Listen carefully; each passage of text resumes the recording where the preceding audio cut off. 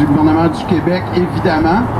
Donc, et le BAP est une institution du gouvernement du Québec. Fait que d'un côté, le gouvernement du Québec finance, et de l'autre côté, une autre de ses branches lui dit « finance pas là-dedans, c'est de la merde ».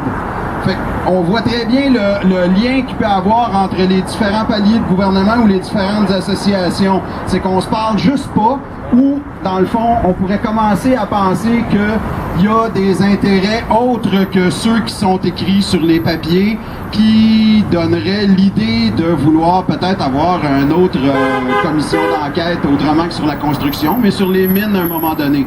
Donc, ça pourrait être aussi à regarder, parce qu'on pense, comme je disais, comme l'autre intervenant disait tantôt, à 62% propriétaire de la mine, et que de l'autre côté, son bras droit lui dit « investis pas là-dedans, il y a quelque chose qui marche pas, là. Il y a une logique qui marche pas. » Donc, tu voulais que je parle de la mine Arnaud, toi, tel que... Attendez un petit peu, on va prendre un break.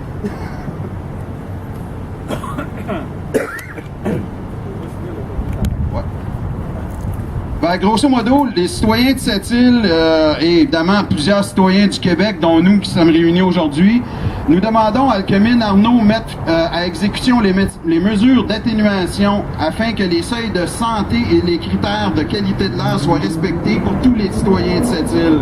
C'est pas parce que c'est à cette île que c'est à l'autre bout du monde qu'il faut laisser les gens se faire intoxiquer, se faire contaminer. Les sources d'eau potable, il y en a là. L'environnement, elle est là. Et de toute façon, avec le temps, c'est encore nous autres, après avoir investi dans Mine Arnaud, après avoir envoyé, parce qu'il faut penser qu'ils sont en partnership avec une autre entreprise, Investissement Québec, dont j'ai oublié le nom. C'est ça, c'est des Norvégiens qui sont là. Donc, fort probablement qu'une grosse partie des profits des mines vont se ramasser à l'étranger. Et quand ça va être le temps de réhabiliter le territoire, ben on va payer la facture. Donc, grosso modo, on paye pour faire la mine, on envoie les profits à l'étranger, puis on paye pour réparer les dégâts. C'est assez intéressant comme principe.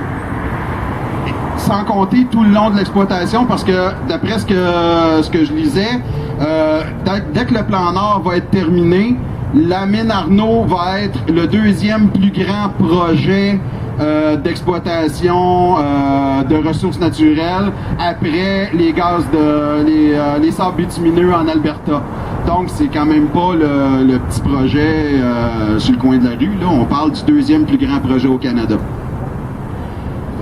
Et on va être pris avec ça pendant des années et des années, comme ils ont fait dans le bout de Val-d'Or, comme ils ont fait un petit peu partout. On essaye de faire ça dans des, évidemment, où il y a des minerais. Évidemment, centre-ville de Montréal, c'est pas très fort pour faire une mine, mais par contre, probablement que les gens de Montréal se lèveraient un peu à un moment donné s'ils se rendaient compte que ça les affectait directement. Tous ces gens-là, une fois informés des situations, et s'ils faisaient le parallèle, se rendraient compte que c'est très dévastateur, tant pour l'environnement au sens large que pour l'environnement des gens qui restent à cette île.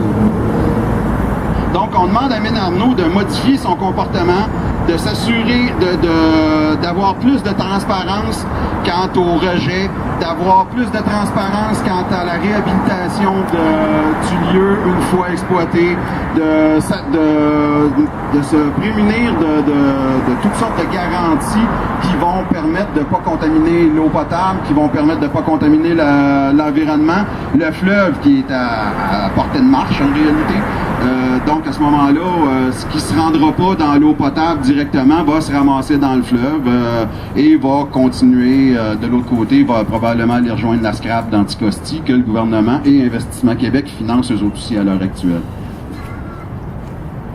Ben, à un moment donné, peut-être que la France va se réveiller parce qu'après Anticosti, c'est Saint-Pierre-et-Miquelon. Fait que quand ils vont voir une belle grande vague de marde arriver, ils vont peut-être dire hey, il y a quelque chose qui se passe dans ce coin-là. Peut-être qu'on va finir par avoir quelque chose d'international. S'il y a quelqu'un d'autre qui veut prendre la parole, s'il y a quelqu'un d'autre qui a quoi à dire, allez-y.